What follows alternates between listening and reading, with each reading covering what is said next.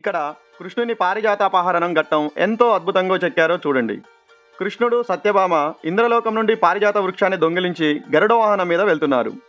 ఇది తెలిసిన ఇంద్రుడు తన వాహనమైన ఐరావతం మీద తన భార్య సచీదేవితో పాటు పారిజాతం చెట్టు కోసం వెంబడిస్తున్నారు. శిల్పంలో సజీవత్వం కనిపించేందుకు శిల్పి చూడండి ఏనుగును ఎంత అద్భుతంగా చూపించాడో. ఏనుగు పరిగెడుతున్నప్పుడు దాని చెవులు, మెడలోని గొలుసు కదులుతున్నట్లు, ముందు కాలు వెనక కాలుతో అడుగులు వేస్తున్నట్లు, వెనక ఉన్న గంటలు చెల్లాచెదురైనట్లు, తోక పైకి లేచినట్లు, వెనక కూర్చున్న సచీదేవి ఎగిరెగిరి పడుతున్నట్లు, నెమ్మదిగా వెళ్ళమని ఇంద్రుని వారిస్తున్నట్లు అద్భుతంగా చెక్కారు. ఇంద్రుడు లేపిన తన చేతిలో వజ్రాయుధాన్ని పట్టుకొని యుద్ధానికి సిద్ధం అన్నట్లు ఉన్నాడు. గరుడమూర్తి భుజం మీద కృష్ణుడు కూర్చున్నాడు. కృష్ణుడి ఒడిలో సత్యభామ కూర్చుంది. గరుడమూర్తి కుడి చేతిలో వజ్రాయుధంలాగా ఉంది. కుడి చేతిలో పారిజాత చెట్టును పట్టుకున్నాడు. పారిజాత వృక్షాన్ని కూడా చాలా క్లియర్గా చూపించారు. చెట్టుకున్న కొన్ని పూలు విచ్చుకున్నట్లు, కొన్ని వాడిపోయినట్లు, మరికొన్నింటిని మొగ్గలుగా చెక్కారు.